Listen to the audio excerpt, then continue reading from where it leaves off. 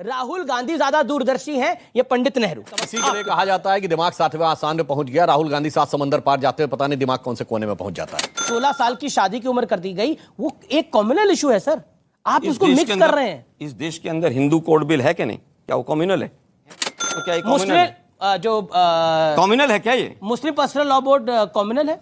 नहीं, मुझे नहीं पता कम्युनल है, मैं तो आपसे पूछ रहा हूं। अरे मैं तो आपसे हिंदू कोड बिल कम्युनल है कि नहीं? मुस्लिम लीग को सेकुलर कहते हुए और आजादी के बाद से उसको अलग कहते हुए आज जिस मुकाम पे पहुंचे हैं सेकुलर सियासत वाले, इनके लिए तो कहूंगा मरीजे सेकुलर सियासत पे लानत खुदा की, मर्ज बढ़ता गया जो दबा की। राहुल गांधी मुस्लिम लीग को सेकुलर कहकर बुरी तरह से फंस चुके हैं। बीजेपी राहुल को घेरने में लगी है।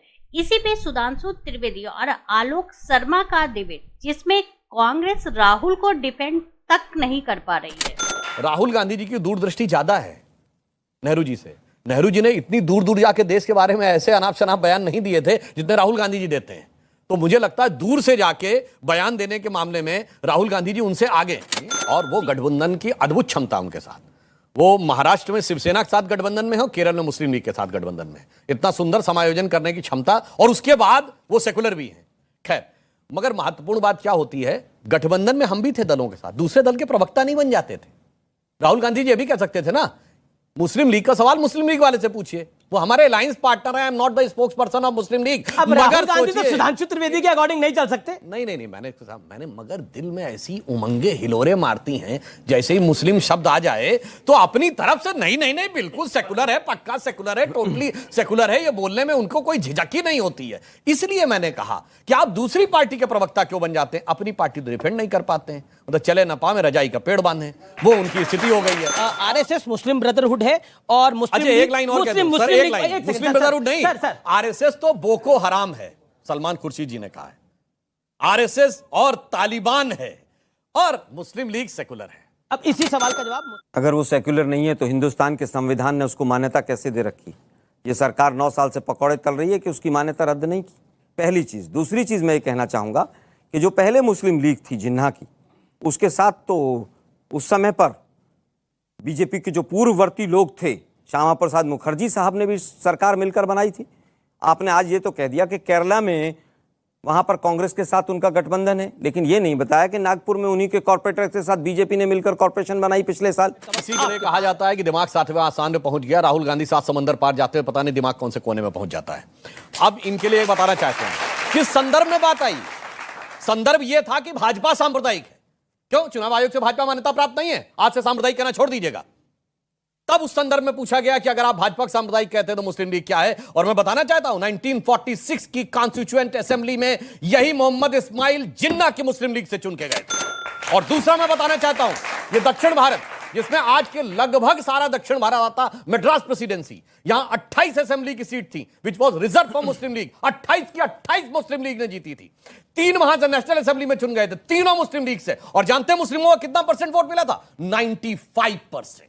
95% वोट मिला था। सब नहीं चले गए पाकिस्तान। और इन्होंने ही, ये समझिए, वो दक्षिण भारत के मद्रास प्रेसिडेंसी के अध्यक्ष थे 47 तक, और उसके बाद 10 मार्च 48 को हो गए इसके अध्यक्ष। ये तो वही है ना, जैसे ही कहते हैं सिमी सांस्कृतिक संगठन था, फिर उसमें से पीएफआई बन गया, पीएफआई वैसा था, एसजीपीआई बन गया। सुनिए, बस ये बात कहते, तो चेहरे बदल लेने से फितरत नहीं बदलती। ठीक, अभी इन्होंने बोला ना, क्यों? पार्टी तो हिंदू है, कहते विधायक तो हिंदू हैं, तो मुस्लिम लीग पार्टी है, विधायक हिंदू हैं। मगर मैं मजेदार बात पूछना चाहता हूं, ये तो उसकी बात कह रहे हैं, आज मुस्लिम लीग के साथ है या नहीं। सुनिए, मुस्लिम लीग सांप्रदायिक नहीं है, अविभाजित आंध्र प्रदेश नहीं, आप भी बात को नहीं, इनके अभी इनके वाक्य को कोट कर रहा हूं। इन्होंने कहा ना छोटी बात, अब बड़ी बात बताता हूं। इनकी नजर में मुस्लिम लीग सांप्रदायिक नहीं है। यह अविभाजित आंध्र प्रदेश में मजलिसे इत्तिहादुल मुसलमीन के साथ सरकार बना चुके हैं, वो सांप्रदायिक नहीं है। बंगाल में पीरजादा अब्बास सिद्दीकी फुरफुरा शरीफ के गद्दी नशी के साथ चुनाव लड़ चुके हैं, वो सांप्रदायिक नहीं है। इनकी नजर में आईएसआईएस और पाकिस्तान के झंडे दिखना देश की सुरक्षा के लिए खतरा नहीं है। इनके लिए जाकिर नायक शांति का मसीहा है, हाफिज साहब है, ओसामा जी है, इशरत बेटी है, बुरहान वानी भटका हुआ नौजवान है, अफजल हरात का मारा है, याकूब मेनन की जुडिशियल किलिंग है। इसीलिए मुस्लिम लीग सांप्रदायिक नहीं। ठीक। मुस्लिम लीग सेकुलर हो रही है और आरएसएस कम्युनल हो रहा है। क्या आपको लगता नहीं है कि वो मुस्लिम लीग जो शरिया कानून के पक्ष में खड़ी रही, उसको आप सेकुलर कह रहे हैं चंद वोटों के लिए? देखिए, मुझे लगता है कि 1991 में इस मुस्लिम लीग जिसकी हम बात कर रहे हैं जिसको बजरंग दल और बजरंग बली की जिस तरह से एक बना दिया था बीजेपी ने, इसी तरह से पुरानी वाली मुस्लिम लीग और इसको एक बना रहे हैं। आपने पूछा आरएसएस क्या है? जिस संगठन में इतनी हिम्मत नहीं हुई कि आज तक अपना वो रजिस्ट्रेशन करा सके, उसका एक कोई संविधान हो, उसका एक रजिस्टर्ड कोई ऑफिस हो, मुझे नहीं लगता उस पर मुझे कमेंट भी करना एक बार बताइए, मतलब इनको राहुल ऑफिस भी नहीं पता है। सुनिए, नहीं, RSS राहुल गांधी, मुझे बताइए RSS रजिस्टर्ड ऑर्गेनाइजेशन है, हाँ या ना? एक सवाल पूरा हाउस जानना चाहता है। आलोक जी, आप ही से सवाल है और 10 सेकंड में इसका जवाब दीजिएगा। राहुल गांधी ज्यादा दूरदर्शी हैं या पंडित नेहरू? जवाब दीजिए। मैं समझता हूं अपनी अपनी, मैं अब किसी को कंपेयर, दो व्यक्ति होते हैं, दो सगे भाई होते हैं, किसी की एक फील्ड में सगे भाई नहीं है। अरे भाई मैं मेरी सुनिए ना, दूरदर्शिता, मेरी नजर में एक व्यक्ति दूरदर्शी ज्यादा हो सकता है। तो मैं वही सवाल सुनिए ना भाई, मेरी बात सुनिए, पंडित नेहरू या राहुल गांधी? सुनिए ना भाई जरा, ज्यादा बड़ा दूरदर्शी यार आप ही पूछेंगे, आप ही जवाब रखेंगे। मैं तो सवाल पूछ रहा हूं कोई बात नहीं, वो सवाल आपका है कि इसको लेना देना नहीं। पंडित जवाहरलाल नेहरू जितनी दूरदर्शिता, जितने लंबे समय पीएम रहे, जब राहुल गांधी उतने लंबे समय रहेंगे पीएम, तब उसके कंपैरिजन कर सकते हैं। सवाल को पूछिए आप, तो पूछ के कम से कम में कि दो लोगों का क्या कंपेयर करना चाहिए। पीएम बनने से पहले कौन दूरदर्शी था? अरे भाई छोड़िए ना, पीएम बनने से पहले देखिए, मैं समझता हूं मेरे जो युवा साथी बच्चे बैठे हैं वो भी ताली बजाने से पहले सोच लें चीजों की गंभीरता को। 4 लोग बीजेपी के बैठ जाते हैं आपके बीच में, वो तालियां बजवानी शुरू कर देते हैं, ठीक है? वापस आते हैं मुद्दे के ऊपर। अब मैं इसलिए एक मिनट भाई, एक मिनट रुकिए ना भाई, मैं पूछ रहा हूं इनसे भाई किस बात पे ताली इन्होंने, कि क्या एक पूर्व प्रधानमंत्री जिनकी वजह से इसरो से लेकर एम्स से सब कुछ बना, उनके नाम पर अब तालियां पीट रहे हैं? तो क्या बात, वापस सुनिए ना भाई, सुनिए, तो ज्यादा दूरदर्शी थे ना। सुनिए ना भाई, सुनिए, ये बीजेपी का जो एजेंडा है ना कि प्रधानमंत्रियों को गालियां दीजिए, और आज 2014 ये ताली बजवाना और ये सब वही चीज है। वापस आता हूं,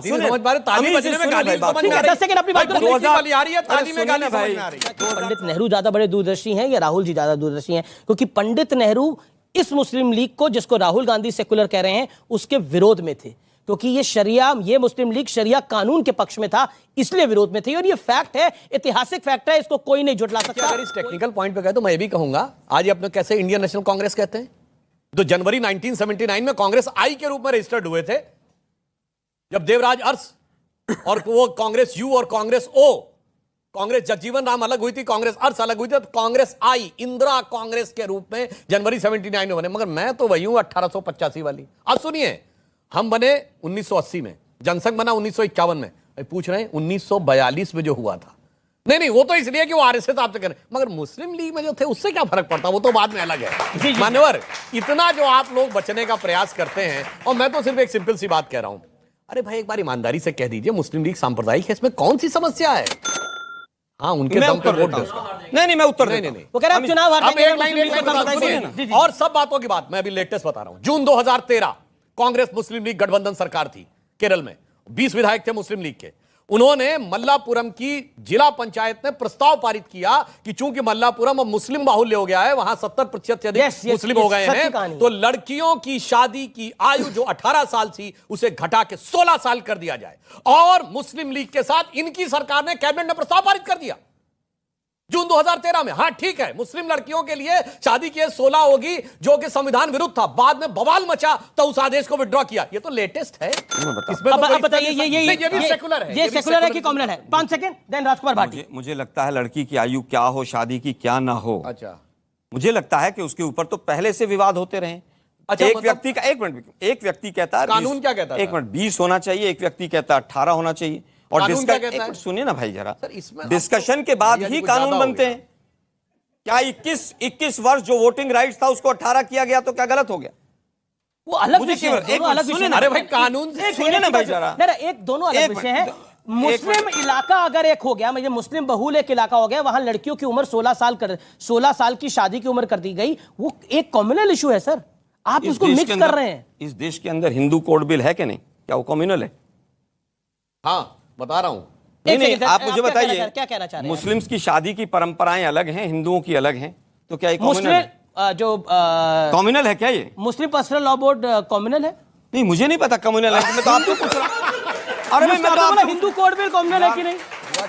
मुस्लिम लीग को सेकुलर कहते हुए और आजादी के बाद से उसको अलग कहते हुए आज जिस मुकाम पे पहुंचे हैं सेकुलर सियासत वाले, इनके लिए तो कहूंगा मरीजे सेकुलर सियासत पे लानत खुदा की, मर्ज बढ़ता गया जो दबा की।